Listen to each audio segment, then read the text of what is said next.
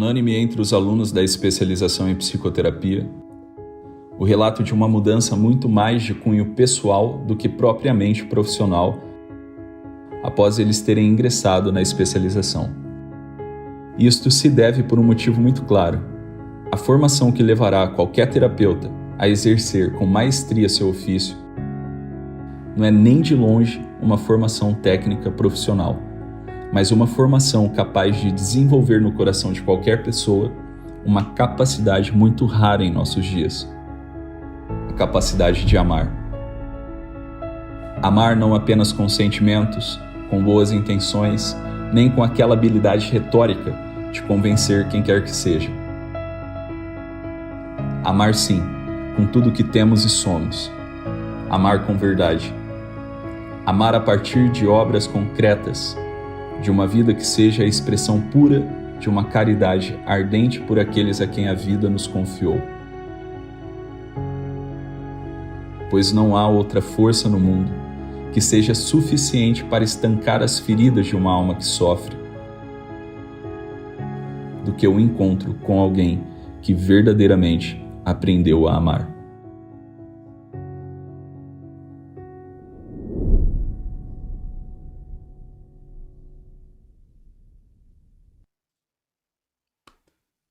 Fala aí, pessoal, sejam todos muito bem-vindos mais uma vez para a nossa segunda live aqui do nosso circuito de live de lançamento da quarta turma da especialização em psicoterapia.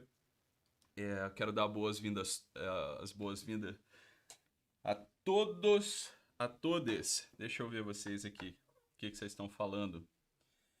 Me avisem aí nos comentários se está tudo ok com a transmissão, se vocês me veem bem, me ouvem, se está tudo certo, para a gente começar aqui hoje a nossa live.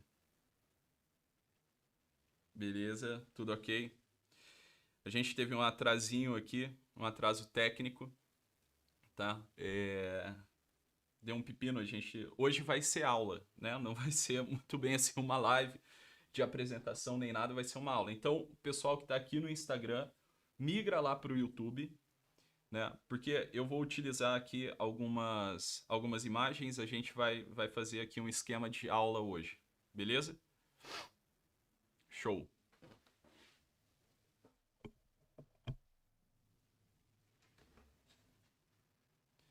Maravilha. Então, pessoal, é o seguinte, né? O missionário tá on. Missionário tá on. Eu quero te convidar a sair dessa live, beleza? Eu vou fazer a live fumando hoje, vou estar aqui dando aula, meu canal do YouTube, tá? Eu quero te convidar a se retirar da minha aula de hoje, tá bom? Então, o senhor está convidado a se retirar da minha live, né? Por falta de educação, falta de respeito, beleza? Então, sinta-se à vontade para ir embora, tá? Beleza, pessoal, vai ficar só quem quer mesmo, só quem, né, tá interessado no negócio. Gente chata, entendeu? Gente chata, neurótica, né? O missionário, né? Ainda tem um nome aqui, missionário. Missionário do quê, cara? Missionário da discórdia, missionário do desrespeito, né? Para com isso. Beleza? Então, vamos nós. Quem ficar aqui vai assistir a aula hoje. Então, gostaria que vocês pegassem. O missionário tá off. Isso aí, Felipe. O missionário tá off. Eu gostaria que vocês pegassem aí papel e caneta, tá? Caderno. Que hoje a gente vai fazer anotações. Hoje vai ser aula, pessoal. Aula, tá? Vai ser uma aula aqui que eu gostaria de dar para vocês. Caiu? Pera aí. Vamos ver. Não, caiu não, pô. Tá normal aqui.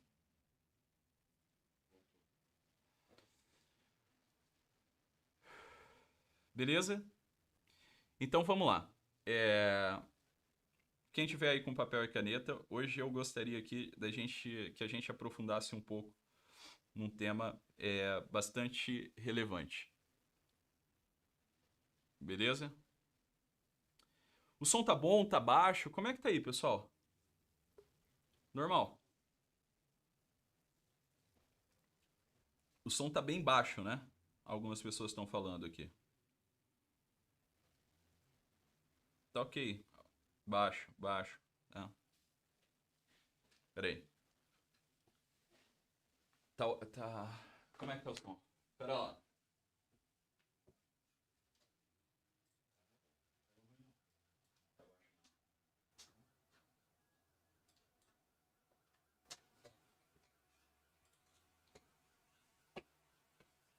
E agora?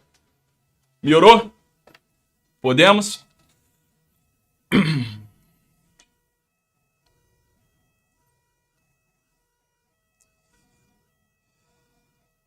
Muito bem, muito bem. Alto, top. Vamos lá. Melhorou muito? Beleza, agora tá bom. Então sejam todos bem-vindos mais uma vez. O missionário tá off já, graças a Deus. Já parou de encher o saco aqui. E hoje, como eu falei, a gente vai fazer aqui uma aula, né? Eu gostaria de apresentar para vocês alguns conceitos muito importantes da psicoterapia, coisa que quando eu vejo a maioria, às vezes até colegas assim ensinando, eu vejo que falta uma compreensão um pouco mais ampla, né, dessa experiência do que é a terapia. Só antes da gente começar aqui a dar introdução, né, a começar o conteúdo de verdade da live, quem aqui estava na live de ontem? Tinha alguém na live de ontem? Tinha alguém na live de ontem?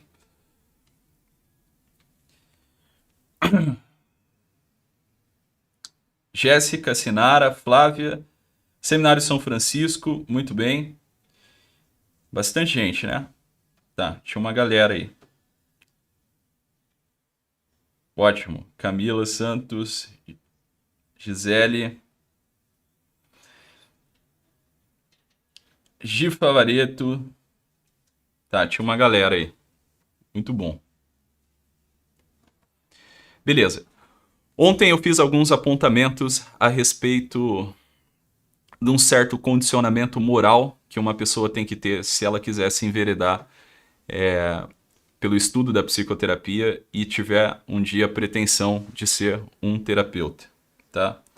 E hoje eu gostaria de apresentar para vocês alguns conceitos básicos, né, sobre a psicoterapia, que pode ser aplicado também na nossa vida, né? Pode ser aplicado na nossa vida, sem dúvida alguma, e eu tenho certeza que vocês vão ter muito proveito com a aula de hoje, tá? Vai ser uma aula especial.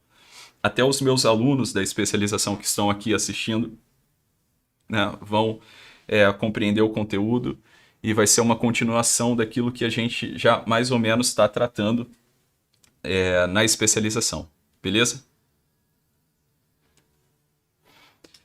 Então vamos lá. É o seguinte, pessoal. Quando a gente fala de psicoterapia, né, de psicologia, de psiquiatria, né,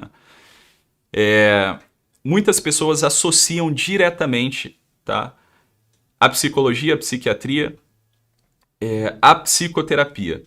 Tá? E como eu falei no início da aula de ontem, né, você estudar psiquiatria, você estudar psicologia, não te faz necessariamente um psicoterapeuta. Tá? Te faz um estudioso da área. Né? E dependendo de como esse estudo é feito, né, um estudioso, dependendo de onde você estudou e qual as condições ali que você tem, às vezes até um estudioso meio que duvidoso, né? Então, isso daqui é causa de confusão para a maioria das pessoas, tá? Porque logo quando a gente fala assim, ó, de psicoterapia, as pessoas me perguntam, Thiago, mas não é só psicólogo que faz psicoterapia? Não é só psiquiatra que está habilitado a fazer psicoterapia? Não, a psicoterapia, ela é um ramo, né? Um ramo de atuação. É uma área de atuação, tá?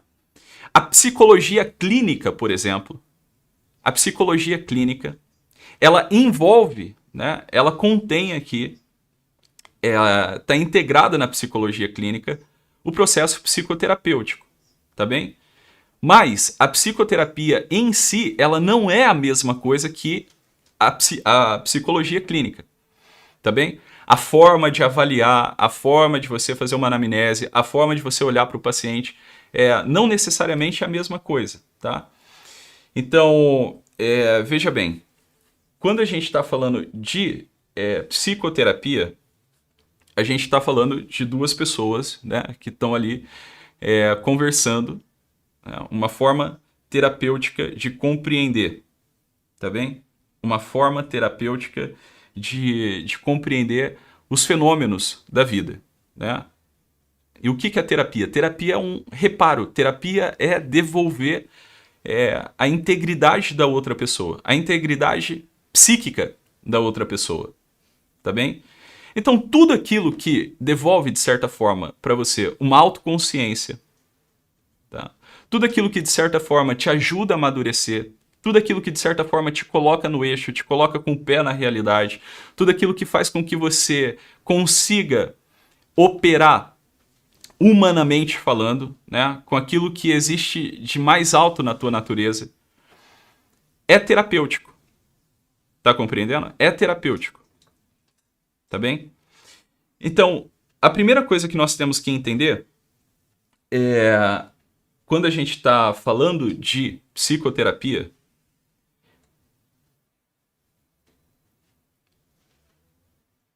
é uma coisa... A gente precisa entender isso daqui de modo muito profundo. De modo muito profundo. É o seguinte. Na psicoterapia, né, você vai para um consultório conversar com uma outra pessoa.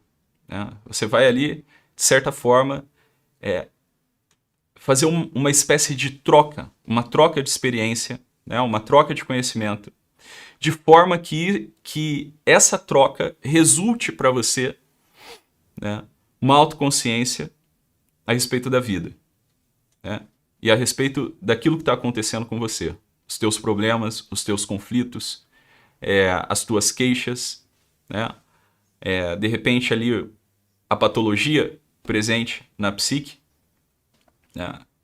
A psicoterapia tem a ver com autoconsciência, tem a ver com autoconhecimento, autodomínio, né? Tem a ver com despertar em nós aquilo que é próprio nosso, aquilo que é próprio do ser humano, tá bem? E isso se dá como, pessoal? Como é que se dá a psicoterapia? A psicoterapia se dá na base do discurso, se dá na base da conversa, não é isso? Se dá na base de uma comunicação, podemos dizer assim. Né? Essa comunicação, ela pode ser uma comunicação verbal ou não verbal, tá? Por exemplo, obra de arte. As obras de artes é uma forma de terapia também. Né? Quando você tem contato, né, com aquilo que é a arte mesmo, propriamente dita, né, e não aquelas manifestações esdrúxulas que as pessoas chamam de arte hoje, mas quando você tem contato com a arte, aquilo ali funciona para você de forma mais ou menos terapêutica, porque é alguma comunicação. Por exemplo, quando você vai ao Vaticano, né, na Basílica de São Pedro, e você de repente vê ali a escultura da Pietà. Aquilo ali comunica alguma coisa para você. Tá compreendendo? Quando você, de repente, no museu ali do Vaticano, você vê aquela escultura de Davi, né, gigantesca. Tá? Quando você olha a Capela Sistina, aquilo ali é a expressão da arte. Né? Aquilo ali é arte. E quando você tem um impacto nesses lugares, né? Quando você adentra esses lugares e tem um impacto, de certa forma, esse impacto funciona para você de modo terapêutico. Funciona para qualquer pessoa de modo terapêutico. Tá compreendendo? Porque te leva, né? Te leva a uma amplitude, né? A uma amplitude de consciência. Te leva para um lugar um pouco mais superior da vida. Tá compreendendo? Então veja, toda forma de arte é uma comunicação também. E a psicoterapia, ela se dá, né, em forma de comunicação. Né? São duas pessoas num consultório conversando. Geralmente é assim. Né? Geralmente a abordagem terapêutica ela envolve uma comunicação verbal, obviamente, e uma comunicação não verbal, tá? Então veja, a forma como o terapeuta se veste, a forma como o paciente se veste, a forma como esse paciente caminha, tá? O biotipo desse paciente, o biotipo físico desse paciente, né? Tudo isso é uma forma de comunicação.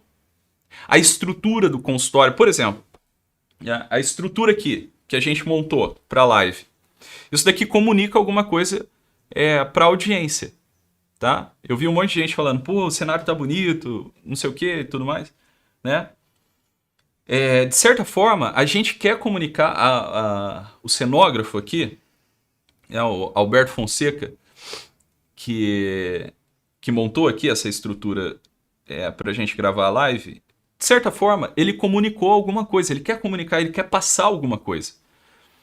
Tá entendendo? Com essa obra de arte dele aqui, né? Então veja, a gente está falando... Não estou falando de arquétipo, eu estou falando de comunicação, estou falando de linguagem, eu estou falando de discurso, tá bem? Então,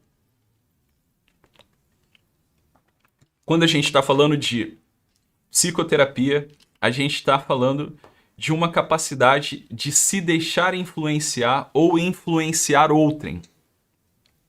É por isso que aquele inciso do código de ética da psicologia, né, que o terapeuta, o código de ética do psicólogo, é aquele inciso que diz que é vedado ao psicólogo, né, influenciar filosoficamente as pessoas, religiosamente as pessoas, politicamente as pessoas, né? É vedado ao psicólogo qualquer forma de influência. Ora, se a gente realmente for levar isso a sério, né, o psicólogo ele não pode mais atuar. Tá compreendendo? Por quê? Porque as escolas terapêuticas, elas são uma filosofia. Elas são uma manifestação prática de uma filosofia. Vocês estão compreendendo? Por exemplo, o que é a psicanálise? Se não o desdobramento, né, do niilismo, por exemplo. Né? O que é a logoterapia? Se não um desdobramento de um existencialismo. Vocês estão compreendendo? Então, todas as abordagens terapêuticas, elas vão, de certa forma, manifestar o fundo, né, de uma cosmovisão. Uma cosmovisão, um jeito de olhar para o mundo. Um jeito de olhar para a pessoa humana. Tá claro até aqui ou não? Tá claro? Vocês estão entendendo ou não? Me avisem aqui nos comentários. Toda escola terapêutica é a manifestação de uma filosofia. Isso aí. Psicologia tomista. Né? A psicologia tomista é o quê? É o corpo teórico da filosofia de Santo Tomás de Aquino. Né? Da filosofia escolástica. Tá entendendo? Então aqui a gente já vê, né, que o inciso presente no código de ética do psicólogo, que ao psicólogo é vedado, né, qualquer tipo de influência filosófica, política, ideológica, sei lá, isso daqui já é tolir a capacidade desse psicólogo de repente ajudar alguém, analisar algum fenômeno da realidade. Tá claro? Então já deixa o psicólogo amputado. Né? Qualquer psicólogo que leve a sério, né, esse parágrafo, esse inciso, ele não consegue trabalhar. Ele não consegue fazer nada. Tá entendendo? Por quê?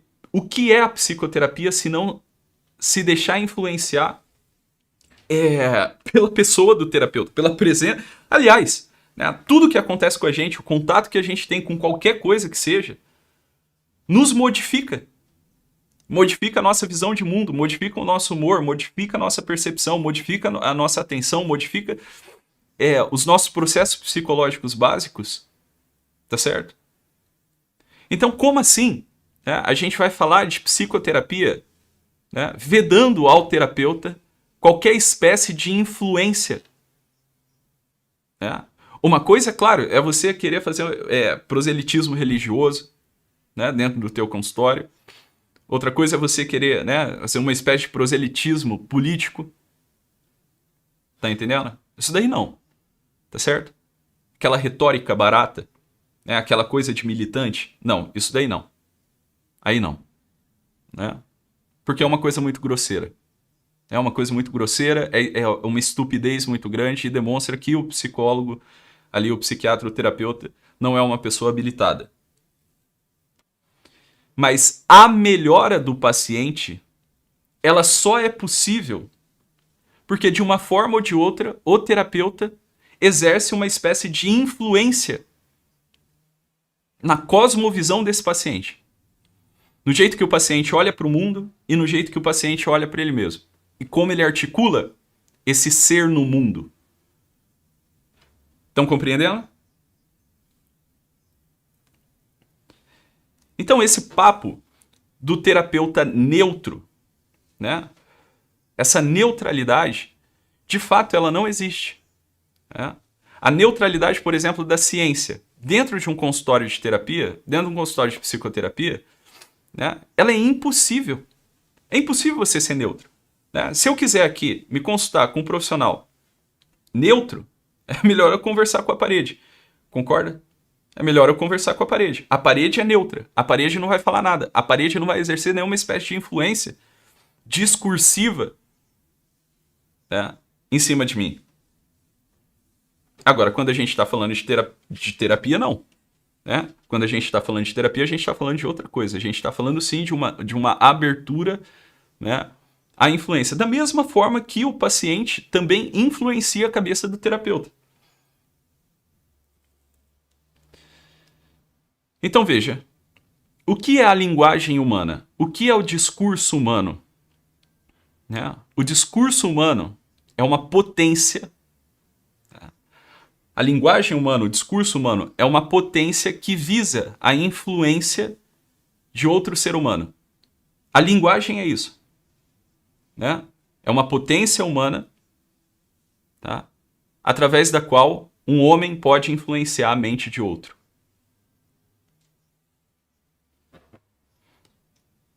Tá compreendendo?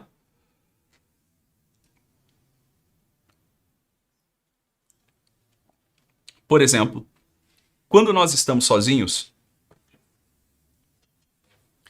você já reparou que o tempo todo nós estamos contando histórias para nós mesmos? Por exemplo, quando você está sozinho. Né? Geralmente você está pensando em coisas. Você está em silêncio, mas geralmente, né, tu está pensando em coisas. Você está contando história. Uma história para você mesmo. Não é assim? Através do pensamento. Quando a gente conversa com uma pessoa, por exemplo, a gente está aqui conversando agora nessa aula. Né? Eu estou contando uma história para vocês, eu estou narrando alguma coisa para vocês. Eu estou me direcionando a vocês. Consegue compreender? Então, o tempo todo, né, nós estamos contando histórias para nós mesmos e para os outros. E isso não vai terminar, né, senão no dia da tua morte. É isso aí. Por exemplo, né, antes da live aqui, quando a gente fica assim, ó, pô, será que vai dar certo? Será que não vai? Caralho, será que vai dar tempo? Será que não vai dar tempo? O que eu tô fazendo comigo? Eu tô contando uma história pra mim, eu tô me indagando. Né? Eu tô comunicando comigo mesmo. Então o ser humano, né, é o único ser desse mundo, né, como diz o Mário Ferreira, que consegue fazer um certo desdobramento do eu. Um eu que age e um eu que pensa. Né? O que é a autoconsciência se não um desdobramento da própria consciência, uma ampliação da própria consciência? Né? A consciência de si mesmo. né? O que é que o Lavelle, né, o Louis Lavelle trabalha naquele livro A Consciência de Si, se não, né, entregar ali as ferramentas para que a tua consciência se desdobre e se amplie a respeito dela mesma. Só um ser humano é capaz de fazer isso. Ou seja, nesse mundo, né, nesse mundo da materialidade, só o ser humano é capaz de dizer a palavra eu. Eu. A palavra eu. A palavra eu. Ela só é possível a um ser humano. É isso aí, o pensamento que não cala a boca. O tempo todo nós estamos contando história. A nossa forma de organização, né, das coisas, a forma com a qual a nossa mente se organiza, se adequa ao mundo real, é através da narrativa, é através da palavra. Vocês estão compreendendo ou não? Isso, né? O pensamento é que comanda. Não é bem assim também, Vera. Não é bem assim que funciona, tá? O pensamento, ele não tem a primazia do poder sobre as nossas ações, né? A força do pensamento não é nada, né? O que eu estou falando aqui é da estrutura antropológica do ser humano. Tá entendendo? Eu já cheguei a pensar que isso seria pelo uso das redes sociais, a Letícia falou aqui. Não, cara, não. Não é. Não é. Né? Isso daqui é parte da nossa estrutura mesmo. A gente está o tempo todo contando história para nós mesmos. Tá bem? Então vamos lá. Né? Vamos lá, antes que acabe aqui a a bateria do iPad. Né? Eu quero que vocês se atentem para a seguinte coisa. Espera aí, Macau.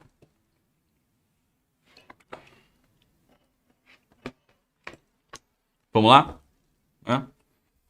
O que é o discurso humano, então? O discurso humano é uma potência que visa, né, a influência de um homem através da palavra, né, influenciar outro homem, outra mente humana.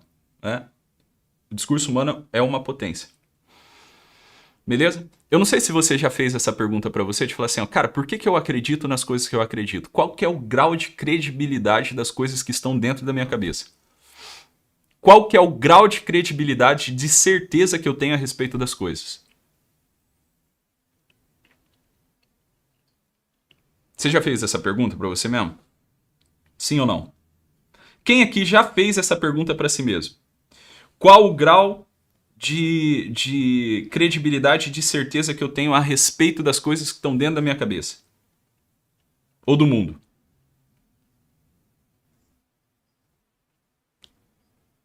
Quem já fez essa pergunta para si mesmo?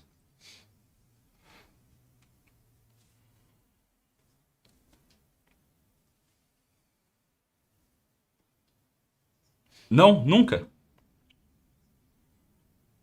Já fez? Nunca pensei nisso. Eu já. Então assim, ó, a gente tem um monte de coisa na nossa cabeça, não tem? Né? A gente sabe um monte de coisa. E tem um monte de outras coisas também que a gente não sabe.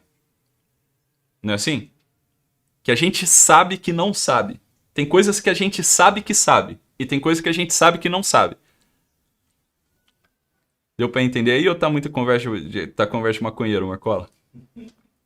Dá pra entender, né? Tem coisa que a gente sabe que sabe. E tem coisa que a gente sabe que não sabe. Eu sei que eu não sei determinada coisa. Eu sei que eu não sei, né, física nuclear. Eu sei que eu não sei física nuclear. Né? Agora, por exemplo, eu sei que eu sei quem eu sou. Deu pra entender? Então quer dizer, a nossa orientação no mundo depende, tá? Num grau muitíssimo elevado de uma certa hierarquia no nosso conhecimento e no conhecimento que a gente tem das coisas. A nossa orientação no mundo depende disso. Depende dessa capacidade de sinceridade, de você olhar para dentro de você olhar para as coisas que você sabe e dizer, né? Ou se perguntar, aquilo que eu sei em que grau de certeza?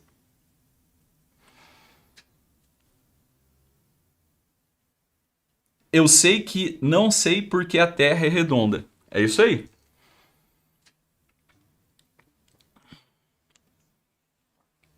Então, por exemplo, quando uma pessoa chega ao consultório, né, de psicoterapia, geralmente ela chega com o quê? Com uma queixa, né?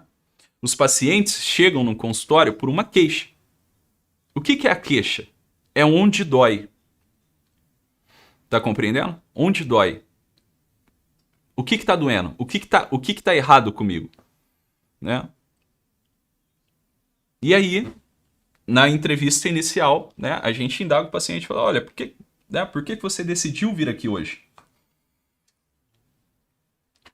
E aí o paciente fala, ô doutor, eu tô mal porque eu sinto um aperto no peito. Eu sinto uma palpitação no peito todos os dias pela manhã. Todas as vezes que eu tenho que viajar de avião, eu começo a suar, minha mão começa a suar, eu começo a tremer, eu começo a entrar em crise, em colapso, e eu não sei o que acontece comigo. Quando o paciente está falando isso para mim, veja, aliás, quando eu conto para vocês aquilo que o paciente diz para mim, o que acontece com a sua cabeça? Você imagina alguém, sei lá, no saguão de um aeroporto, alguma coisa assim, né, em crise de ansiedade, não é assim? Então, por exemplo, o paciente chega aqui e fala, Dr. Thiago, todas as vezes que eu vou pegar um avião, todas as vezes que eu vou me deslocar para algum lugar e né?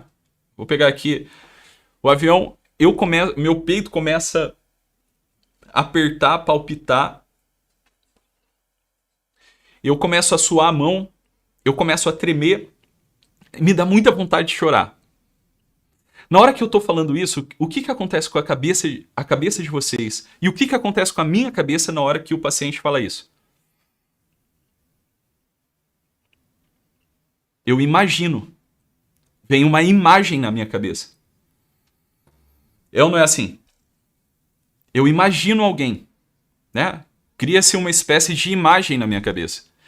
E essa imagem, esse ouvir o paciente, já é se deixar influenciar pela narrativa e pelo discurso desse paciente. A cena aparece, é isso aí. Você começa a imaginar o cenário.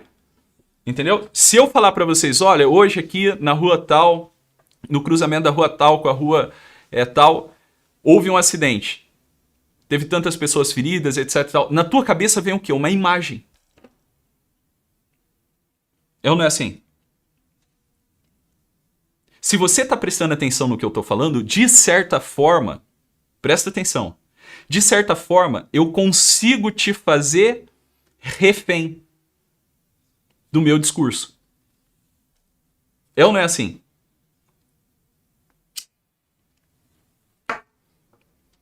Por exemplo, você está aqui nessa live. Você já reparou que você já está aqui mais ou menos há 40 minutos me ouvindo falar? Imaginando as coisas que eu estou falando? De certa forma, eu consegui pegar a tua atenção. De certa forma, você está refém do que eu estou falando aqui. Porque eu estou falando e você, sem perceber, às vezes sem perceber, você está imaginando tudo que eu estou falando. Você está montando uma série de cenários na tua cabeça. Né? Ou eu estou indiretamente montando uma série de cenários na tua cabeça. Tá? de forma que você consegue visualizar mais ou menos aquilo que eu estou dizendo. Ou seja, o que eu estou fazendo aqui se não te influenciando?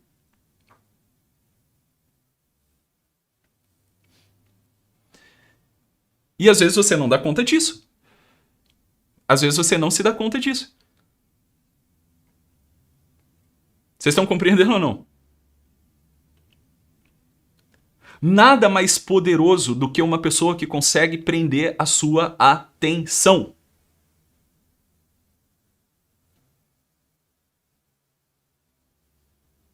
Tá entendendo? Qual que é a maior força que uma pessoa tem? A capacidade de prender a atenção de outras. Essa é a maior força que uma pessoa tem. O que é a força da personalidade, senão a capacidade de prender a atenção de várias pessoas ao mesmo tempo?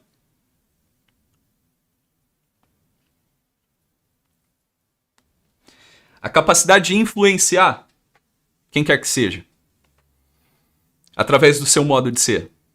Todo mundo fala assim, Thiago, como é que eu faço para ter uma personalidade forte? O que é a personalidade forte, senão a capacidade de influenciar outros? Vocês estão compreendendo? Por exemplo, né, a televisão. É uma coisa que a maioria das pessoas não se dão conta.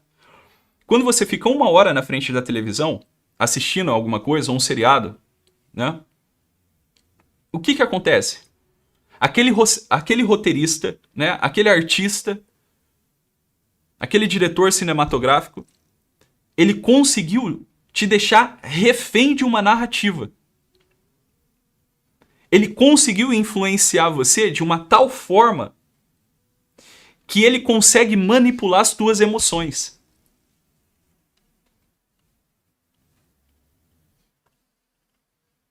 Tá entendendo?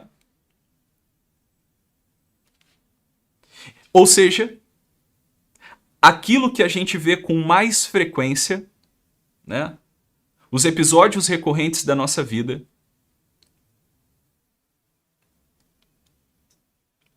é o que forma o nosso imaginário. Então, por exemplo, se eu ficar fazendo live aqui todo dia, vocês me ouvindo falar todo santo dia, todo santo dia, todo santo dia, o que vai acontecer? Vocês vão começar a pensar como eu. Vocês vão começar mais ou menos a agir como eu ajo. Vocês vão começar a agir mais ou menos dentro dos parâmetros que eu der. Tá compreendendo? E é por isso que o Lenin dizia que uma mentira contada muitas vezes, ou seja, de modo repetido, né, uma mentira contada repetidamente, ela acaba se tornando uma verdade mais tarde. Tá entendendo? Porque uma mentira dita, né, frequentemente, repetidamente, ela te deixa refém. Você não consegue ver o outro lado da moeda. Tá entendendo? Você não consegue ver o outro lado da moeda. Porque é só aquilo que tá, né, passando na tua cabeça. Por exemplo, se você ler aquele romance do George Orwell, né, do Aldous Huxley, O Admirável Mundo Novo. Um romance de 1938. O que acontece lá no romance? As pessoas eram programadas, ou seja, elas dormiam ouvindo coisas. Né? Elas dormiam ouvindo coisas. Né? Tinha lá botava um fone, por exemplo, botava um fone, você ficava a noite inteira ouvindo aquilo. Né? Existe um padrão. Né? Um padrão. Está compreendendo? É isso aí, ó. Cara, o Leonardo fez uma pergunta sensacional aqui. Sensacional. Como sei que estou sendo influenciado para o lugar certo? Porque o tempo todo a gente está sendo influenciado. O tempo todo a gente está influenciando os outros. Mas às vezes sem uma autoconsciência a respeito daquilo que a gente está falando, de quem a gente é, para onde a gente está indo e por que a gente está falando essas coisas todas. Tá entendendo? Isso daqui para um terapeuta, né? Um terapeuta que ainda não tem esse nível de autoconsciência, ele tá perdido, porra, na vida. Tá entendendo? Um terapeuta que tomou para si uma abordagem ali, né, uma teoria, e não consegue olhar para o lado, não consegue questionar a teoria, não consegue experimentar a teoria na prática mesmo, não consegue ver aquilo que a teoria está falando nele, ele está completamente pirado. Entendeu? Qual o grau de credibilidade de verdade dessa teoria ou daquela teoria, dessa escola terapêutica e daquela escola terapêutica? E como é que a gente pode averiguar isso daqui?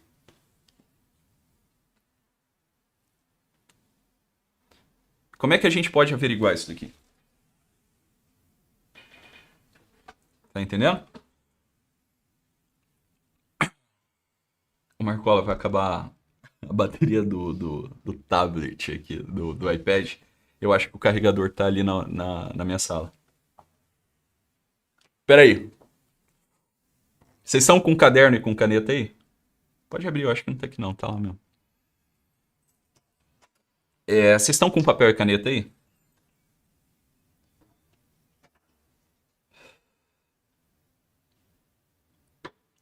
Vamos lá. Que agora a gente vai começar aqui a nossa aula de verdade, tá? Isso aqui foi só a introdução da aula. Beleza?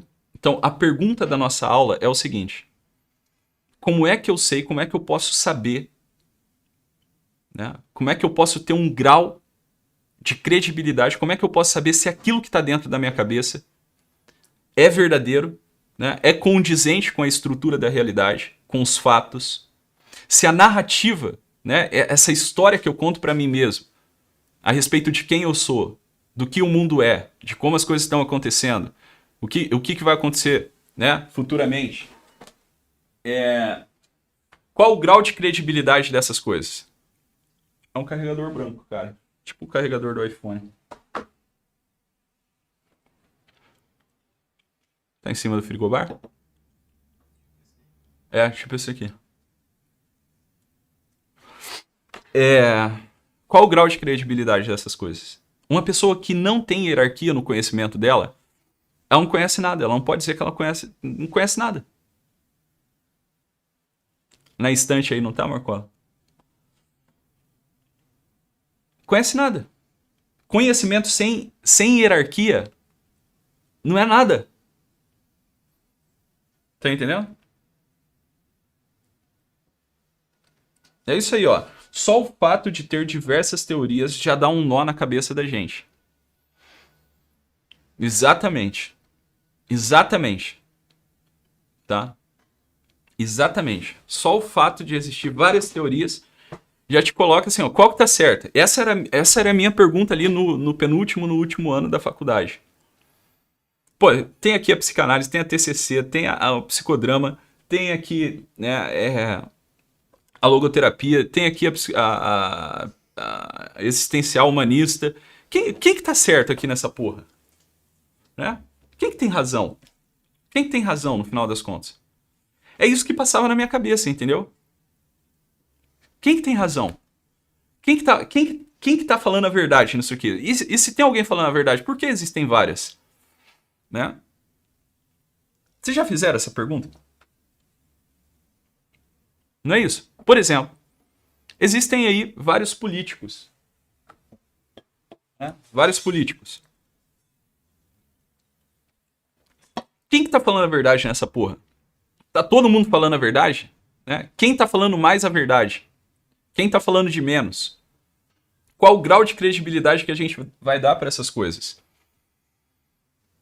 Né? Agora, trazendo para o lado pessoal, a respeito de quem é você, a respeito da história que você conta para você mesmo, a respeito das situações da sua vida, qual o grau de certeza e de credibilidade que essa história tem para você? Se você não se questionou isso, cara, tu tá perdido, entendeu? Tu não sabe nada, né? Nada. Assim, ó, 99,9% de chances de você ser um completo neurótico. Tá compreendendo? Um completo neurótico. Achou aí, Marcola? Não? Ué. tá? Um completo neurótico. Só um segundo. Foi mal. Estava aqui do lado. Então, agora preparem um papel e caneta. Vamos lá. Papel e caneta em cima da mesa.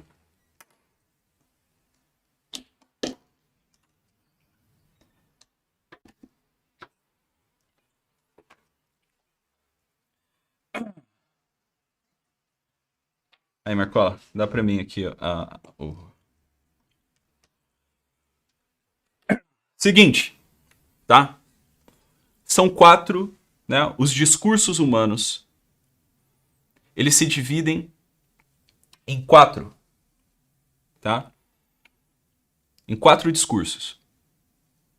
Existem 4 formas possíveis de um ser humano se comunicar e de um homem influenciar a cabeça de outro homem, né? De uma pessoa influenciar a cabeça de outra pessoa, tá? Quais formas são essas? Vamos lá.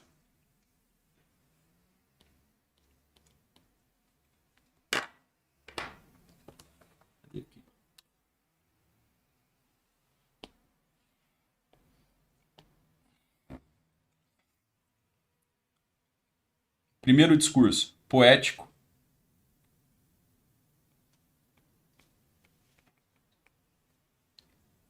Segundo discurso,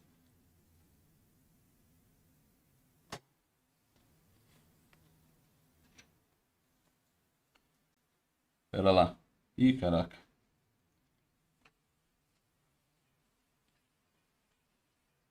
Calma aí, pessoal.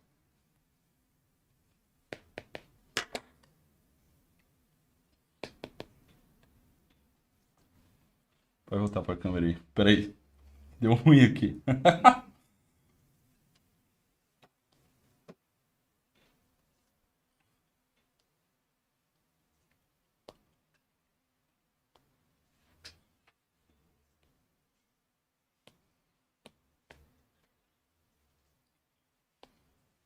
Discurso poético.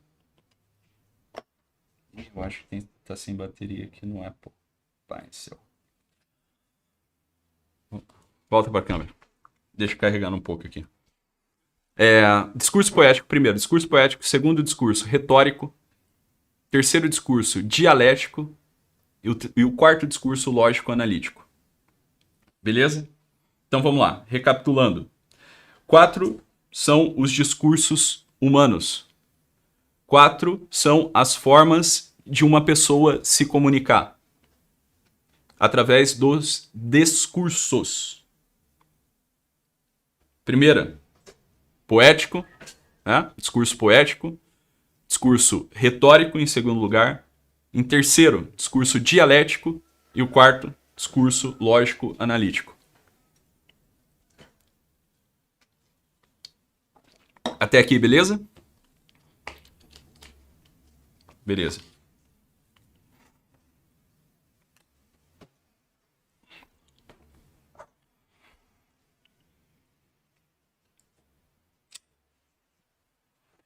Quando uma pessoa se comunica, ou ela está se comunicando, tá? De forma poética, ou de forma retórica, ou de forma dialética, ou de forma analítica, lógica analítica. Tá bem? São as 4 formas possíveis de um ser humano se comunicar e exercer alguma espécie de influência na mentalidade do outro, né? E na própria mentalidade. Né?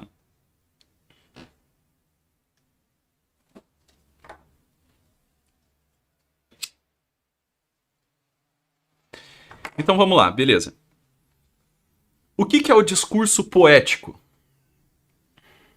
Né? Qual que é a forma poética de discurso? Vamos pensar aqui numa poesia. Né? Camões, Dante, né? Bruno Tolentino, sei lá, Vinícius de Moraes. Vamos pensar na poesia. O que é a poesia? O que a poesia faz? Quando você lê poesia, o que acontece na tua cabeça? Abre-se uma espécie de imaginação. Né? Por exemplo, Amor é fogo que arde sem se ver. É ferida que dói e não se sente. É um contentamento descontente. Por exemplo, quando você lê esse poema do Camões, o que acontece? Quando você está lendo isso, né, isso impacta diretamente, primeiramente, a tua imaginação. Ou seja, o que é a imaginação? O que é o imaginário? É o resultado da experiência dos nossos 5 sentidos: tato, olfato, visão, paladar e audição. Então, tudo aquilo que você vê, ouve, né, saboreia, cheira e sente, né, isso daqui, de certa forma, entra em você. Então, a imaginação, pensa assim, ó, os 5 sentidos, né? A imaginação é uma espécie de prolongamento dos 5 sentidos. E o nosso contato com o mundo, ele se dá como? Ele se dá através dos sentidos. Não é isso? Por exemplo, eu estou vendo aqui, estou vendo a câmera, estou vendo vocês, estou vendo aqui o Marcola. Né? Parar de chamar de Marcola, o pessoal está te confundindo com... o pessoal da equipe te confundiu com o criminoso lá. O bandido. Tá aqui com o Bonilha. Tá aqui com o Bonilha. Eu tô vendo ele aqui.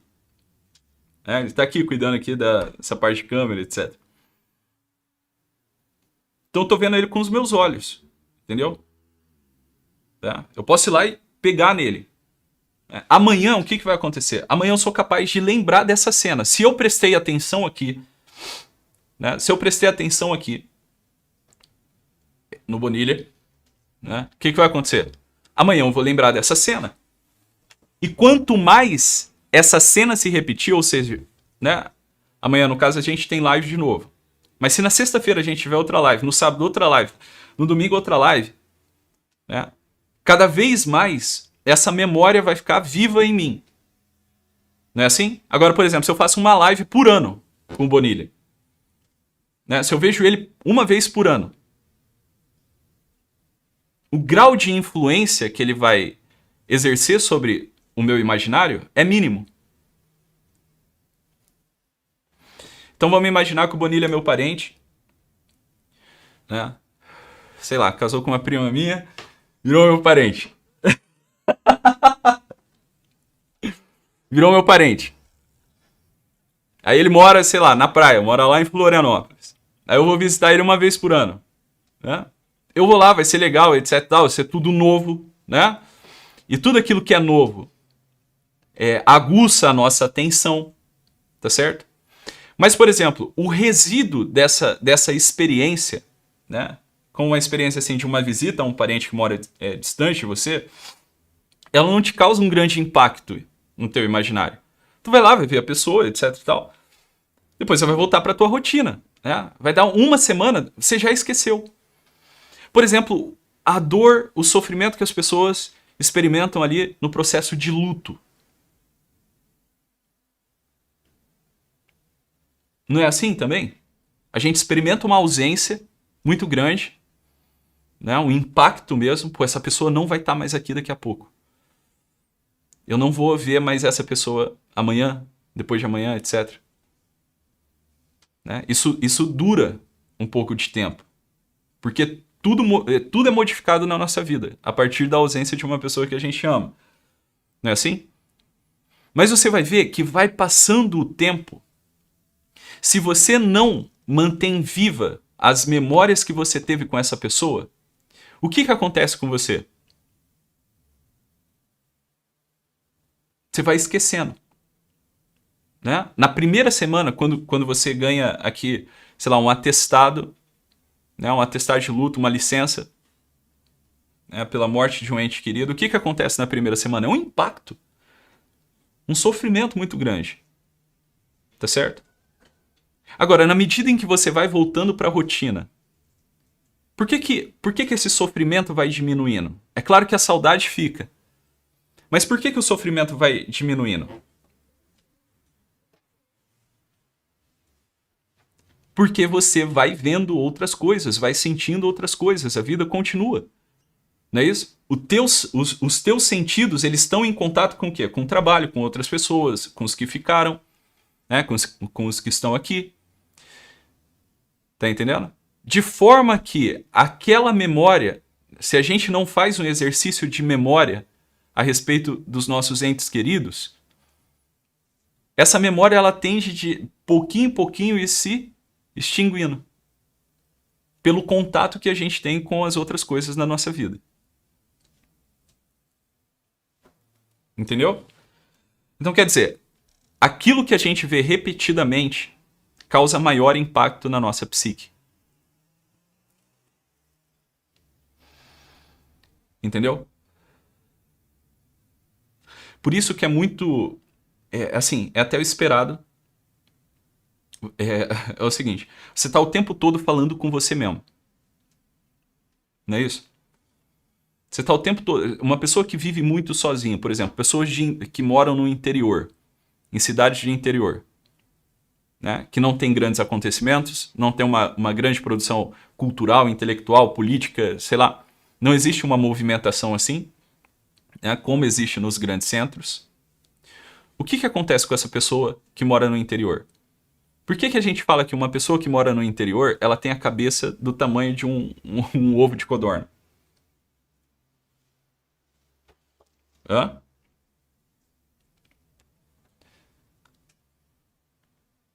Porque é aquilo que ela vê constantemente, é uma vida muito pacata. Né? Se você pegar uma pessoa de um grande centro, né, que mora em um grande centro, São Paulo, Rio, etc., e colocar numa cidadezinha de interior com 10 mil habitantes, 20 mil habitantes, essa pessoa, né, corre o risco, dependendo do tanto de tempo que ela morou nesse grande centro, ela corre o risco de deprimir, ela corre o risco de ficar angustiada. Tá compreendendo?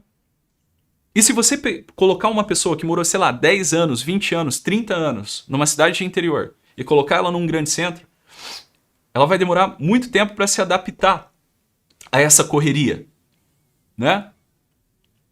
Essa correria, se adaptar aqui à logística, né? Entre casa, trabalho, etc., afazeres que ela tem. Por que isso acontece? Porque aquilo que a gente vê repetidamente tem maior impacto no nosso imaginário. E a gente vê repetidamente o quê? Nós mesmos, a nossa própria vida. Então é mais ou menos normal, é mais ou menos esperado que uma pessoa leve a sério demais a própria vida dela. Como se ela fosse a única protagonista do mundo. Vocês já pararam para pensar nisso? Por exemplo, né, vamos supor que dá errado aqui essa live. Né? A gente não conseguiu fazer a live. Se eu ficar frustrado, né, se eu começar a ficar nervoso, se eu ficar frustrado, o que passa na minha cabeça nessa hora? Que isso não poderia acontecer. Por que não poderia acontecer? Porque as pessoas estão esperando essa live. Porque isso daqui não poderia acontecer, porque onde já se viu, a live estava marcada e agora não deu certo, porque acabou a energia, porque está um temporal aqui na cidade, porque não sei o quê. Eu vou começar a ficar angustiado como se esse problema que eu estou enfrentando, essa situação que eu estou enfrentando agora, ela fosse determinante para a minha vida. Tá compreendendo? E como se eu fosse como se o mundo se reduzisse a essa situação específica. Quer dizer, eu perdi de vista o horizonte, né, da grandeza do mundo, da grandeza da realidade. A realidade se resume ao aqui e agora. Ao meu umbigo, à minha vida. Vocês conseguem entender? O que está mais presente na nossa vida? Nós mesmos. As nossas circunstâncias. Você está compreendendo?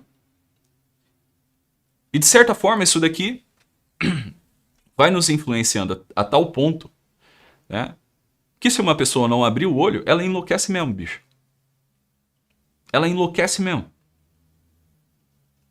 Tá compreendendo? Enlouquece mesmo. Então, a primeira forma, né, de discurso humano é o quê? A poética. Porque a poesia, ela impacta diretamente os sentidos e impacta diretamente o imaginário, através dos sentidos, né? O imaginário é o resíduo das tuas experiências. É a presença daquilo que está ausente, né? Amanhã, se eu lembrar dessa cena aqui, desse cenário, dessa aula, aquilo vai estar presente na minha cabeça, tá? Mas materialmente, concretamente, ausente. A presença vai ser o quê? Simbólica. E é por isso que os poetas, né, eles usam símbolos para se comunicar. Eles usam símbolos. É a experiência que eles tiveram transmutada em símbolo. Não é isso? O que é um símbolo?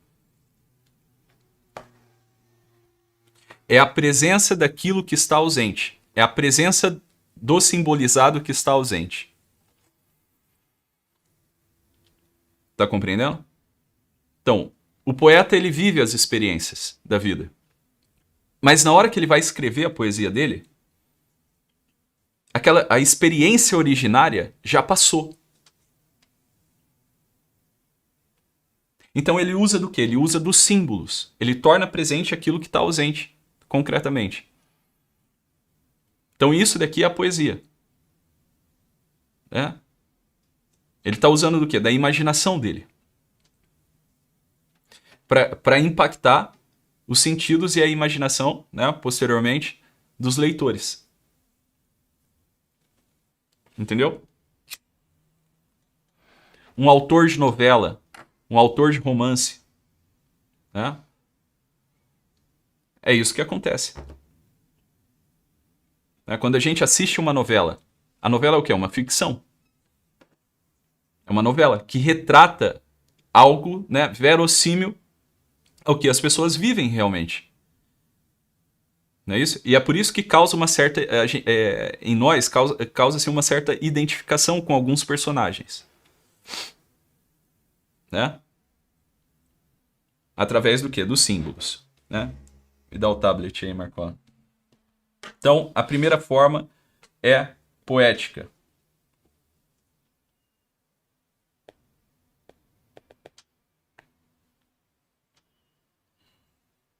Espera lá.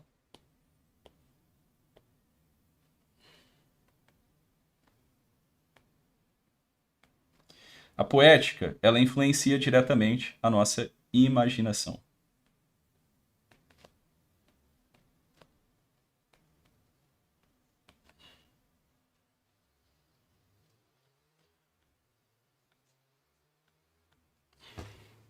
Beleza?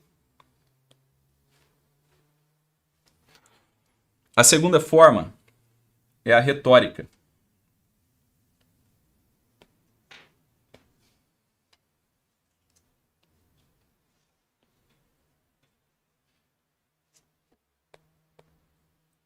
Oh, meu Deus do céu. Pera lá.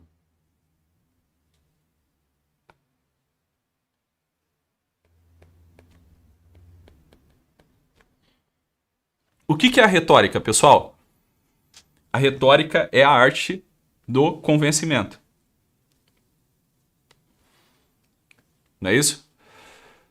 A retórica é a arte do convencimento. Então, quando eu vou convencer uma pessoa, né, quando eu me proponho intencionalmente a convencer uma pessoa, eu quero agir através do discurso onde? Em que lugar? Nessa pessoa. Se eu quero convencer ela, o que eu estou esperando desse meu discurso? Eu estou esperando que esse meu discurso cause um impacto na vontade dessa pessoa. Porque se eu quero convencer ela, né, eu espero que ela consinta. Eu espero provocar um consentimento da vontade dela naquilo que eu estou falando, na história que eu estou contando.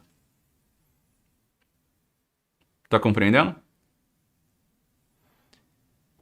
E essa história que eu estou contando também é um discurso poético. Mas a minha intenção é de convencê-la. Tá compreendendo? Ah, você tem que votar no Bolsonaro por causa disso e disso. Você tem que votar no Lula por causa disso e disso. Quando eu me comunico assim com uma pessoa, o que eu estou tentando fazer? Eu estou tentando convencer ela a respeito de alguma coisa. Né? Eu quero que a vontade dela se desdobre e repouse em cima daquilo que eu estou dizendo. Daquela crença que eu estou negando ou da crença que eu estou reafirmando para essa pessoa. Então, o discurso retórico, né, ele age diretamente sobre a vontade do ouvinte.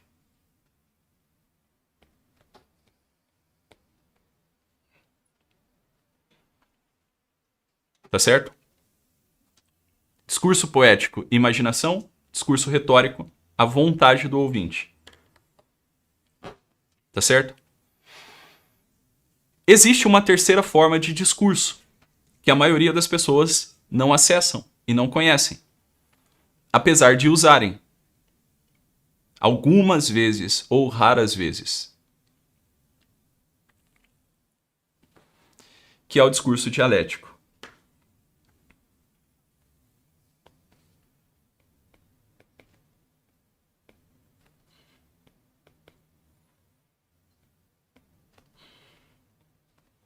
O que é o discurso dialético? O que quer dizer dialética? A dialética, né, é o diálogo entre hipóteses contrárias. Tá bem? É um confronto entre os dois lados da moeda para que desse confronto resulte o quê? Uma visão mais aguda, mais apurada da realidade, dos fatos, da verdade. É isso que a dialética faz. Né? Quando eu estou discutindo aqui, vamos supor, o Bonilha é petista e eu sou bolsonarista. Né? Ele é Flamengo, eu sou Botafogo. E a gente está falando, não, porque o Flamengo é isso, isso e aquilo, os prós do Flamengo, os contras do Botafogo, e a gente está confrontando essas hipóteses. Ou a gente está, por exemplo, o Bonilha é protestante e eu sou católico. Não, porque o protestantismo isso, isso e aquilo, e o catolicismo isso, isso e aquilo, né? E eu coloco essas duas vertentes da discussão em confronto, né? Em diálogo. O que eu estou fazendo? O processo dialético. Que discurso que é esse? O discurso dialético. Você consegue fazer isso com você mesmo. Tá? Você consegue fazer isso com você mesmo. Porque o ser humano consegue desdobrar o eu dele. Então você consegue se questionar. Por que eu acredito nisso e não naquilo?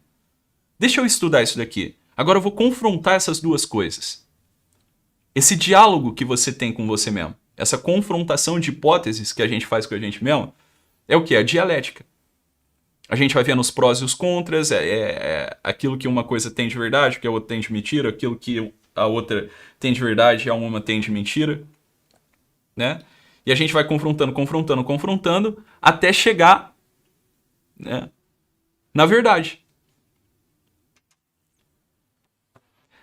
Até chegar naquilo que a gente chama de lógica.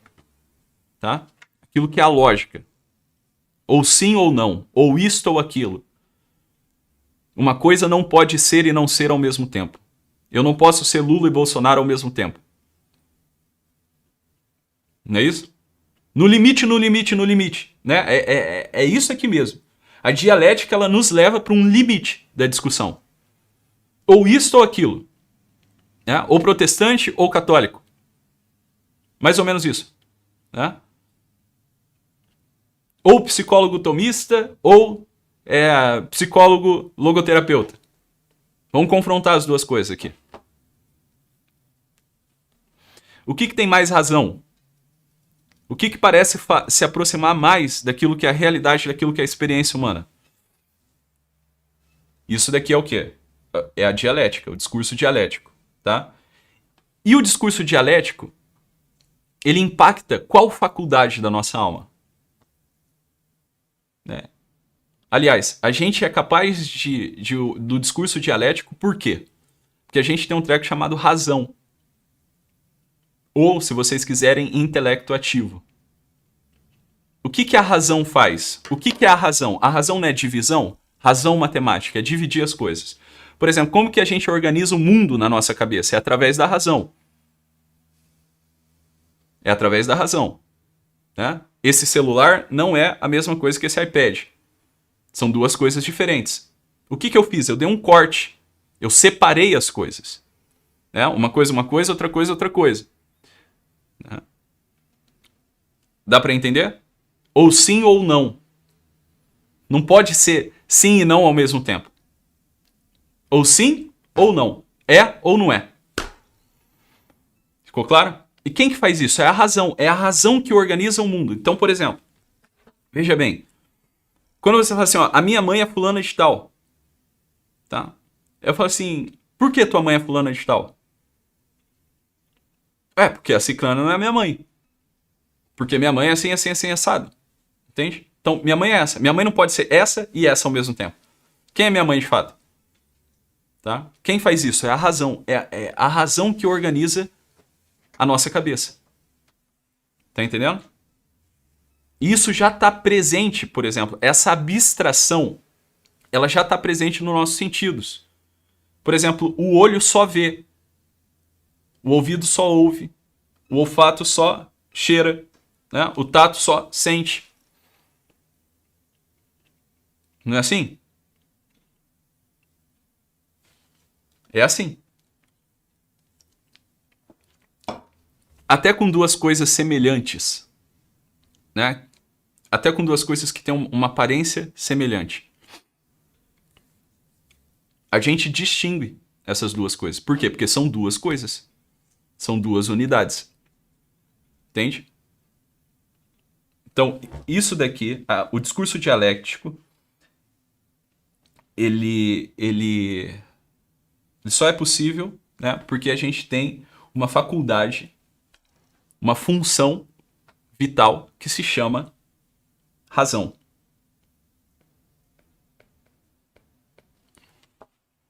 Tá bem? Razão. Tá? Se a gente usasse a nossa razão, veja, um cachorro não tem razão, porra. Um gato não tem razão. Tá entendendo? Se a gente usasse a nossa razão para colocar as nossas crenças, aquilo que está na nossa cabeça, em xeque, quantas coisas a gente não ajustaria assim, melhor na nossa vida, entendeu? Se a gente parasse um pouco para pensar. Né? Por exemplo, você está com uma briga com a tua esposa. E você imagina, por exemplo, as múltiplas possibilidades da vida. Né? Tentando ali se colocar no lugar dela, como uma experiência poética. Caramba, por que a minha esposa me traiu? Né? Você deixa de lado os teus julgamentos a respeito, né, da traição e você tenta se colocar no mesmo prisma que ela. Por que ela me traiu? Cara, o que levou? Agora vamos pensar nas possibilidades. O que é pensar nas possibilidades? É se colocar dentro do discurso poético. Entende? É você viver aquela experiência como se você fosse ela. Tá compreendendo? O que levou essa mulher a fazer isso? E aí você vai imaginar, né? Deixa aqui o teu ego de lado, deixa a tua dor de lado e vamos pensar agora. Vamos viver a experiência dessa esposa como se ela fosse um personagem de livro. Tá compreendendo? Vamos imaginar as coisas que ela te falou, as queixas que ela já te expôs. Vamos imaginar aquilo que ela nunca falou pra você e que levou ela a agir assim ou assado. Vamos tentar viver essa experiência como se a gente fosse essa esposa, essa mulher. Tá? Pode deixar aqui nessa mesmo. Um tempo. Tá? Pode descansar um pouco aí. Tá dando pra entender até aqui? Deixa eu ver aqui os comentários de vocês. Vocês estão entendendo? Sim ou não?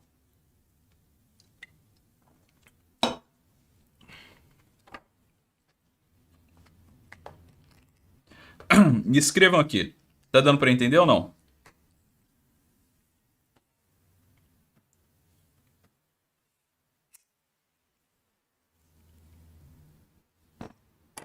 Ótimo. Beleza? Vamos pensar na experiência de um assassino. Por exemplo,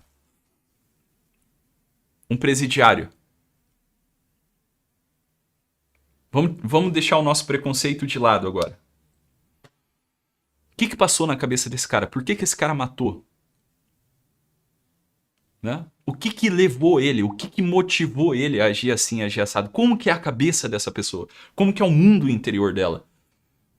Tá entendendo? Isso daqui é o maior tesão de ser terapeuta. Você tá compreendendo? O maior tesão de ser terapeuta é você se colocar diante de uma pessoa, né, de forma que ela, relatando a história dela para você, você vai construindo esse cenário na tua cabeça como se fosse um livro, como se você estivesse lendo um romance mesmo. Como se você estivesse vendo uma novela, como se você estivesse lendo a vida de um personagem. É interessantíssimo, cara. O que levou essa garota a perder a virgindade aqui, né, por dinheiro? Entendeu? Como que foi a mentalidade dela, como é que foi formada, entendeu? Como é que eram as relações primárias dessa pessoa com o pai, com a mãe, com o irmão? Né? O que levou esse garoto a entrar no tráfico? O que ele via? Né? Como que era a rotina desse garoto? O que ele entende por valor? O que é importante para ele na vida? Quais são as motivações mais profundas desse cara? Você está compreendendo por que um terapeuta ele tem que ter um autodomínio genuíno?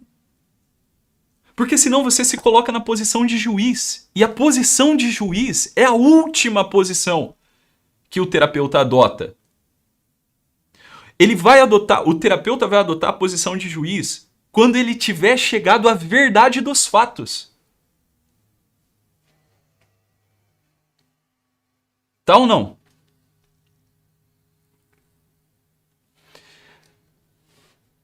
Você está compreendendo? Por exemplo,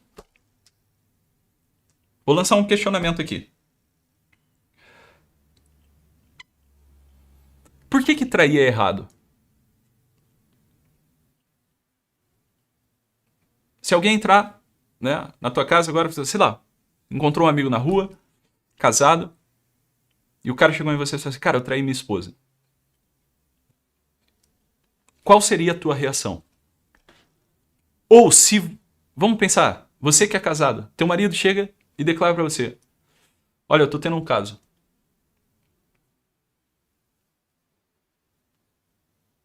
Como que você reagiria? Ou teu filho, por exemplo, chegar em você, que é mãe, que é pai, e dizer, eu tô usando droga.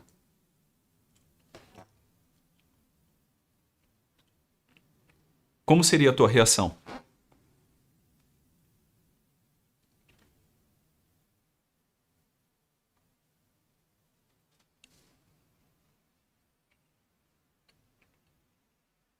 Entendeu? Seria uma reação egóica, né? Tipo assim, o teu ego na frente de tudo, né? As tuas paixões ordenadas na frente de tudo. Como assim você me traiu? Seu canalha. Como assim você tá usando droga, moleque? Seu vagabundo. Seu jaguara. Eu te dei tudo.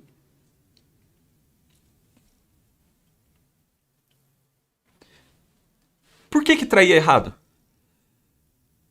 Às vezes, as pessoas que têm reações nesse nível com o cônjuge não têm a mais mínima noção de onde vem a motivação para que ela haja assim. Ou seja, a motivação para que essa pessoa haja assim é o desconforto que ela sente ao ver que ela foi trocada por outra mulher, por outro cara. O desconforto. Ou seja, essa pessoa é igual a um bicho. É igual a um bicho. Não pensa. Você tá entendendo? Não pensa, cara. Não pensa. Se você pisar na pata de um cachorro, cara, ele vai te morder. Ele vai sentir dor e vai te morder. O que acontece com a maioria das pessoas? Quando elas sentem um pouquinho de dor, elas já espanam. Quando elas sentem um pouquinho de incômodo, elas já espanam. Tá entendendo? Por quê? Porque não consegue reconstruir a experiência, não consegue pensar nas motivações mais profundas. Do porquê essa pessoa agiu assim, agiu assado, o que tem na cabeça dela, né? Quais são as pretensões dela, os sonhos, qual que é a formação da mentalidade dela. Você tá entendendo? Ser terapeuta é ter esse tesão em investigar as motivações mais profundas que uma pessoa tem. Ou seja, conhecer a pessoa de verdade, conhecer o teu paciente de verdade. Uma espécie de nudez interior. E é por isso que o princípio da sanidade mental, uma pessoa boa da cabeça, é necessariamente uma pessoa sincera, uma pessoa que não tem medo da verdade. É óbvio que todas as verdades não podem ser expostas de qualquer forma. Mas você nunca vai ter um resultado terapêutico com um paciente que não consegue ser verdadeiro com você. E o paciente nunca vai ser verdadeiro com você se você é uma ameaça para ele, meu saco.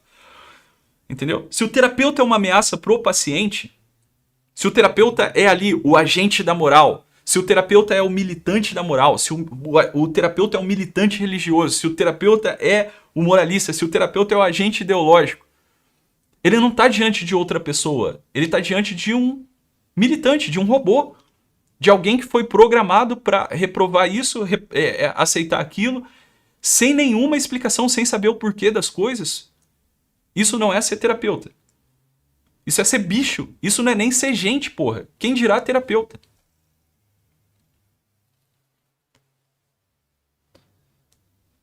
Vocês estão compreendendo? Então, se você não é capaz de reconstruir a experiência, se você não é capaz de olhar por todos os ângulos possíveis, se você não é capaz de investigar aquela situação e olhar ela, né? Por exemplo, deixa eu ver o que é essa latinha aqui de Red Bull. Eu tô olhando só desse lado, o outro lado tá oculto para mim. Peraí, deixa eu virar agora. Deixa eu virar do outro lado. Deixa eu ver aqui embaixo como é que tá. Deixa eu ver do outro lado. Bom, eu tô nessa posição. Não basta só eu virar a latinha. Deixa eu mudar de posição para ver. Vou para outra posição, vou para outro prisma. Se eu não faço isso e não confronto as várias posições que eu adotei, eu não consigo jamais chegar à verdade de nada. Ou seja, o mundo dentro da minha cabeça é um caos.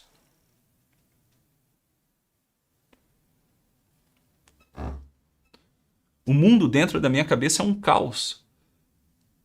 Porque eu não estou agindo humanamente, eu estou agindo como um bicho. Bicho não tem inteligência. Bicho não tem razão. Bicho vive na base do incômodo. Do incômodo e do prazer, né? Do prazer e desprazer. É igual um bebezinho, né? Um bebezinho, ele é um bichinho. Se a mãe não der mamar pra ele, ele vai chorar, ele vai espernear, ele vai... Entendeu? Não vai dormir. Aí a mãe vai lá e dá um mamar e pronto. Agora, um adulto. De repente não deu pra você comer. Você está em jejum. Ou voluntariamente você fez um jejum. Quer dizer que a tua natureza fisiológica, ela manda em você, ela manda nas tuas escolhas, ou a sua vontade é livre? Quer dizer que se você ficar com fome, necessariamente você tem que ficar estressado? Quer dizer que se você ficar com sono, necessariamente você tem que ficar estressado? Não, você pode ficar estressado. Mas não é uma necessidade ficar. Entende? Você pode ficar estressado, não necessariamente. Por quê? Porque você escolhe. Por quê? Porque você é livre. Isso é ser gente. É um império da liberdade, é um império da inteligência, é um império da vontade. Tá compreendendo? Então, se a gente nos exercitasse né? Nessa dialética, olha, por que isso e não aquilo? Por que isso e não aquilo? Por que isso e não aquilo? Por que isso e não aquilo? Com as várias coisas que acontecem na nossa vida. Com as várias informações que a gente já tem dentro de nós. A nossa capacidade de se orientar no mundo seria muito mais apurada, muito mais inteligente, muito mais benéfica, muito mais amorosa. Porque isso é ser gente. Isso é ser humano, porra. Então esse é o discurso dialético. Depois que você passou uma vida inteira fazendo isso, tá? E você descobriu inúmeras verdades. Inúmeras verdades. Você é capaz de formular princípios. Tá? Você é capaz de ensinar algo. Porque o que você vai ensinar se não é a verdade? Então não vale a pena ser ensinado. Não? Se você vai ensinar mentira, não vale a pena ser ensinado. Então, depois que você passou um longo tempo de meditação na sua vida, que você investigou as várias possibilidades humanas, que você se deixou se convencer a princípio, né, das coisas que você não tinha grande certeza, você se deixou impregnar, né, por essas crenças, por essas coisas, né, não definitivamente, mas você se deixou impactar pela experiência real da vida. E você meditou a experiência real da vida. Você meditou um lado da moeda, o outro lado da moeda, etc, etc. Até chegar num termo. E você fez isso com muitas coisas. Né? Você viveu essas 1000 vidas. Essas 1000 possibilidades. E você chegou a contemplar as verdades. Você é capaz de formular princípios. E aqui é que entra o discurso lógico-analítico.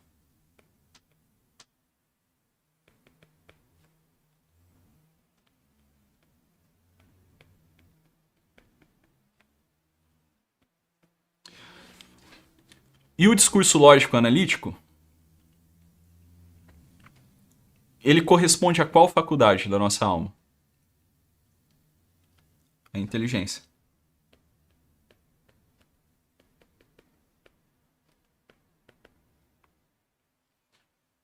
Aqui, hoje não vai dar tempo, tá? Hoje não vai dar tempo de explicar para vocês o que são as faculdades da nossa alma.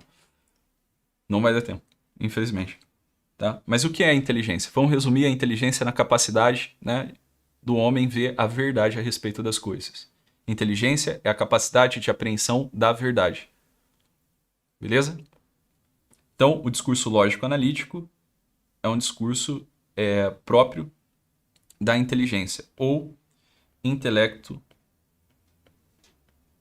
passivo. No caso dos grandes santos, místicos, filósofos e dos grandes personagens da história, né, que ensinaram.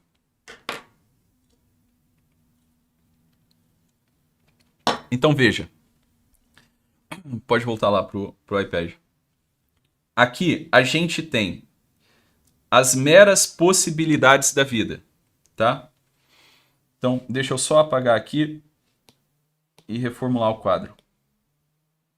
Limpar tudo. Tá? Os discursos humanos é uma potência. Uma potência que se atualiza, tá? Do mínimo que é...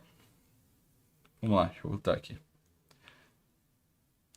Do grau mínimo de credibilidade para o grau máximo de credibilidade.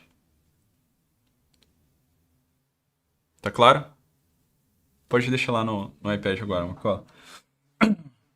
Do grau mínimo,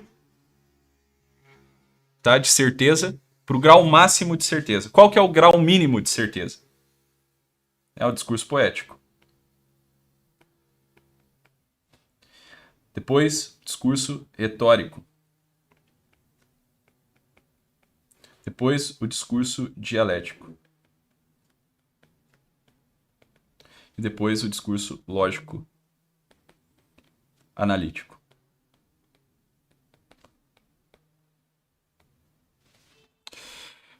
Pode deixar. Se o teu conhecimento ele não tá, né, se você não consegue hierarquizar o conhecimento que você tem das coisas,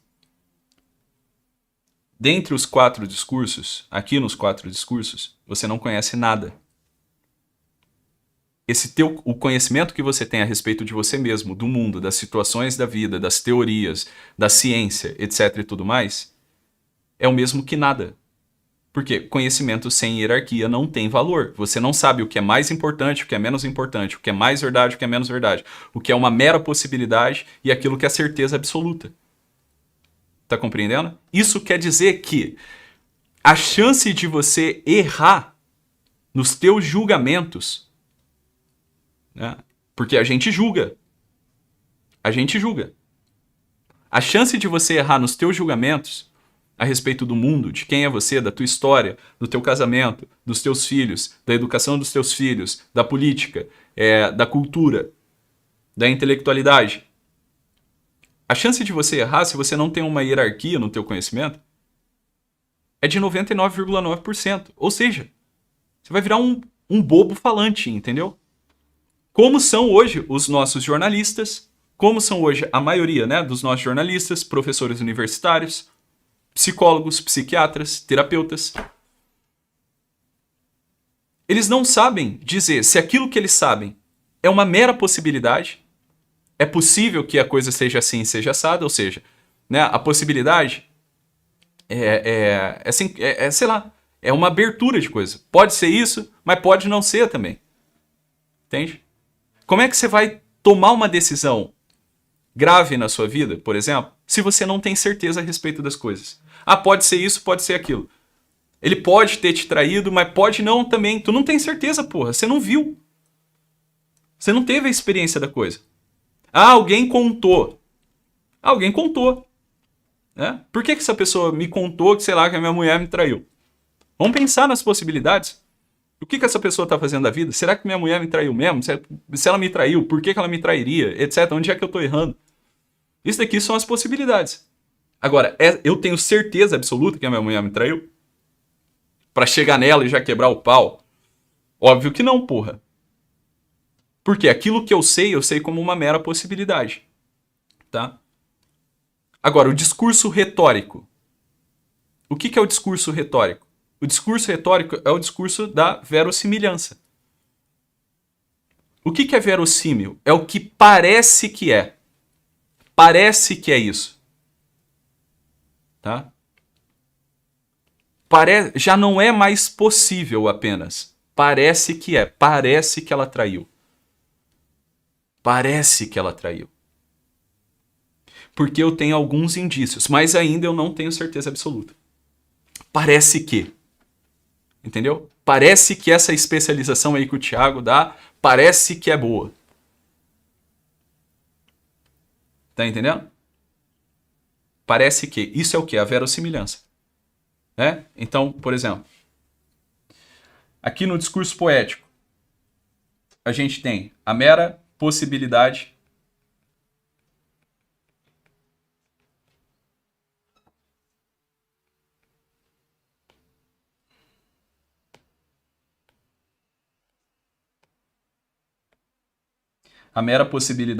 no discurso poético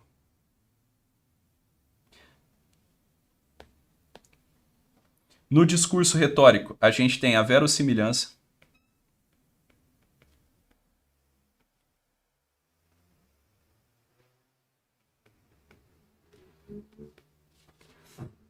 No discurso dialético, a gente tem a probabilidade.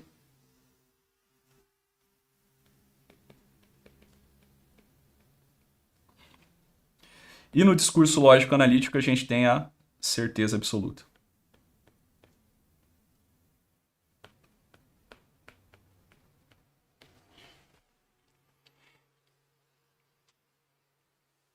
Deu para entender? Deu para entender?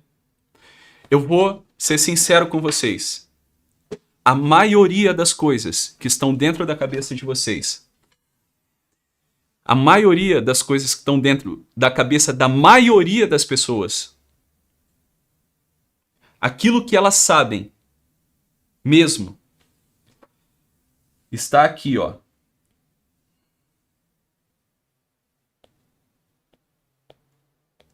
Está nesse campo aqui, ó.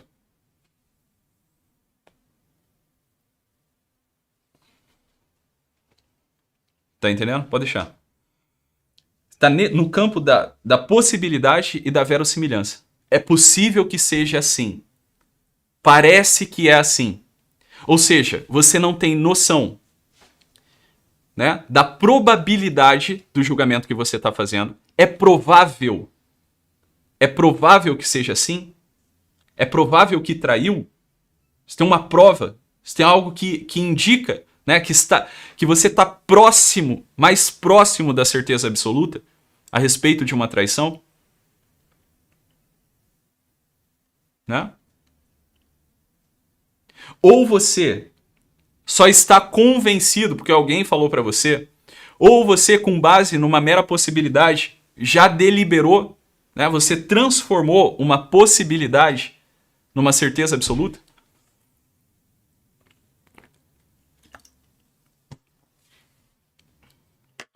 Entendeu? Se você não sabe graduar as coisas, meu amigo, se aquilo que está dentro da tua cabeça você só sabe como possibilidade, como algo verossímil, como algo provável ou como algo certo, não sabe nada, porra. Tá entendendo?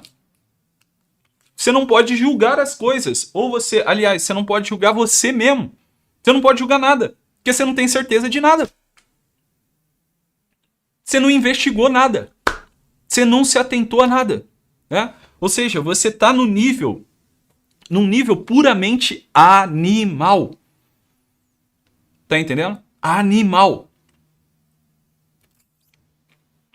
Tá certo? Animal.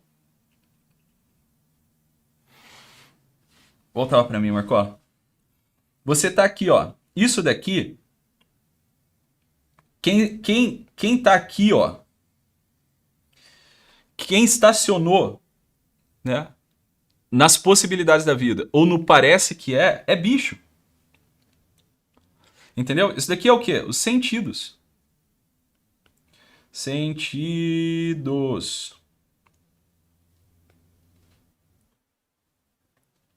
E qual que são as doenças dos sentidos? As paixões.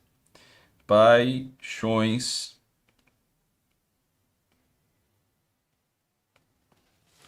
As paixões. O que é uma pessoa apaixonada? É uma pessoa que não pensa direito. Ela age pelo quê? Pelo prazer. Ela adere àquilo que é prazeroso e foge, né, do desprazer, da experiência que não é prazerosa. Então, quer dizer, eu sei que você está convencido de uma série de coisas.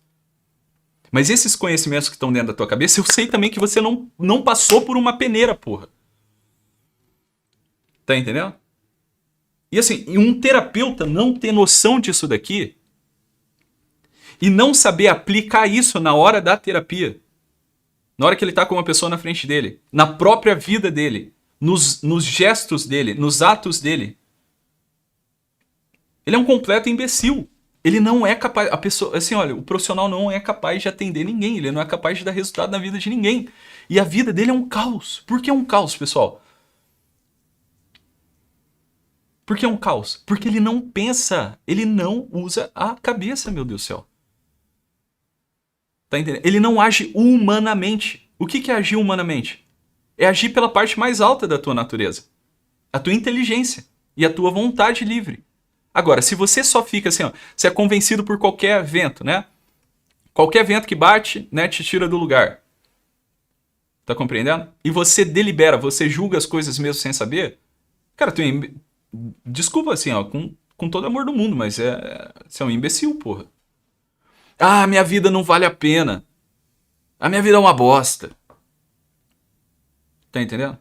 Eu não sei porque eu tô vivo ainda, eu não quero mais viver aqui. Porque é só sofrimento. A minha vida vai ser só sofrimento. Eu vou dar um exemplo bem claro, né, do que é de uma patologia específica, que é no caso da ansiedade, CDF. O que acontece na cabeça do ansioso? O que acontece na cabeça de uma pessoa que sofre de ansiedade? Ela transforma uma mera possibilidade de frustração e de sofrimento numa certeza absoluta.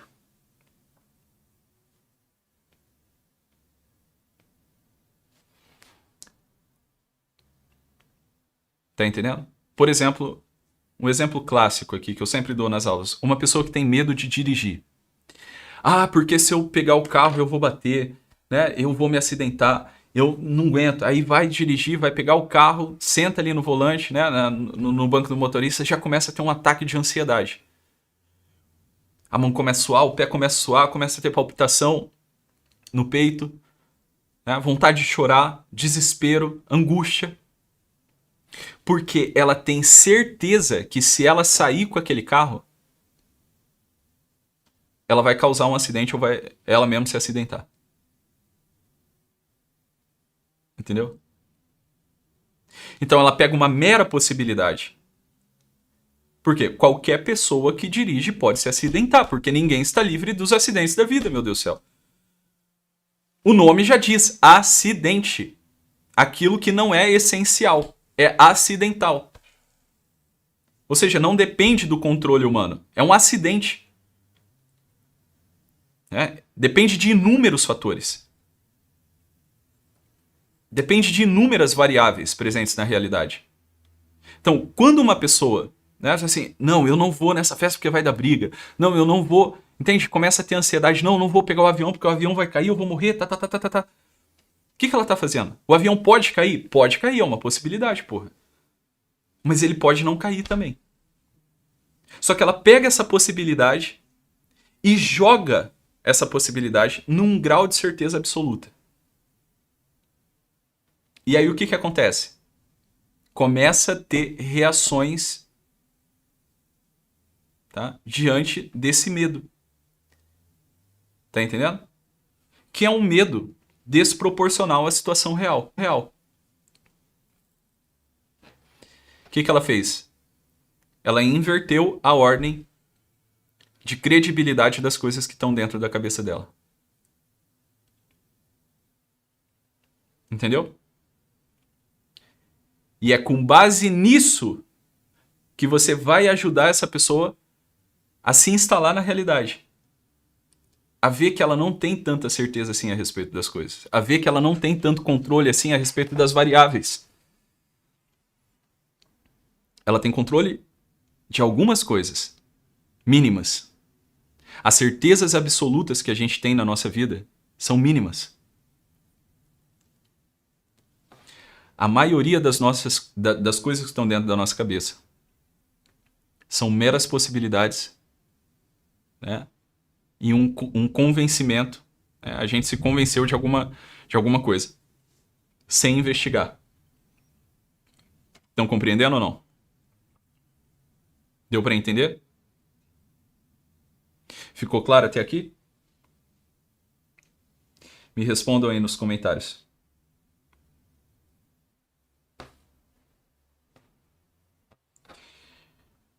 Todo mundo entendeu a importância da gente ter o domínio daquilo que são os discursos humanos?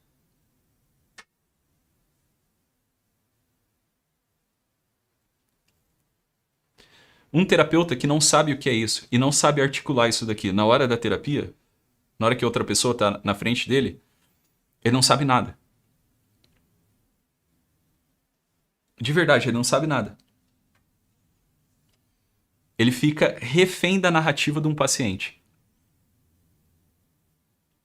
Tá? De verdade. É um doido atendendo outro doido. Entende? Terapeuta que fica com medo, né? Se vê numa sinuca de bico. O terapeuta que não sabe abordar uma questão. O terapeuta que não sabe, né, o que é símbolo, o que é referente. Um terapeuta que não sabe o que é essencial e o que é acidental. Ele está perdido. Um terapeuta que não tem noção, né, dos vícios e das virtudes correspondentes a cada faculdade humana.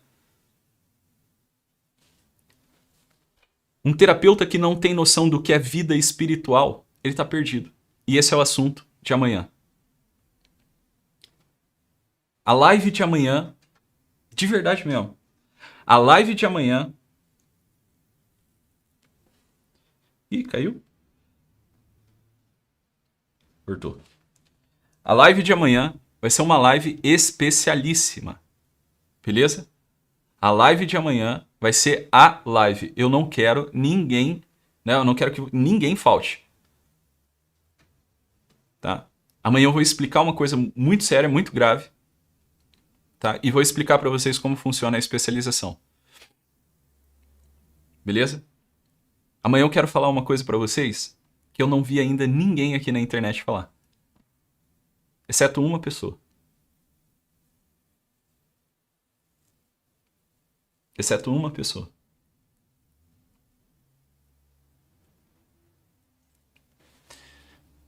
Entendeu? Então, a aula de hoje é essa aqui. Amanhã nós teremos a nossa terceira live, que vai ser uma live muito, muito, muito especial, o único necessário, a única coisa necessária. E eu quero todo mundo aqui. Eu quero todo mundo aqui. Tá certo? Então, se você teve algum proveito com esse conteúdo, né, eu quero te pedir que você tire um print da tua tela e compartilhe ali no teu Instagram, no teu WhatsApp, com os teus amigos, rede social, enfim, com a tua família, né? Se você acha que esse assunto é o que nós tratamos aqui nessa aula de hoje, pode ajudar alguém. Tá bem? Então, veja, é isso daqui. Ser terapeuta é uma coisa séria, dá trabalho, não é fácil, mas é possível. Tá bem? É possível. E eu tenho certeza que na especialização, se você decidir, né, entrar na especialização, de fato, você vai ter uma compreensão muito mais ampla a respeito de quem é você e qual é a direção que você está indo, qual a direção que você precisa ir e o que está acontecendo, né, no lugar que você está vivendo. Entende? E a tua força real no mundo. Beleza? Então, obrigado pela atenção. Amanhã a gente volta, se Deus quiser. Né? Compartilhe essa live aqui para os teus amigos assistirem. Fiquem com Deus, um bom descanso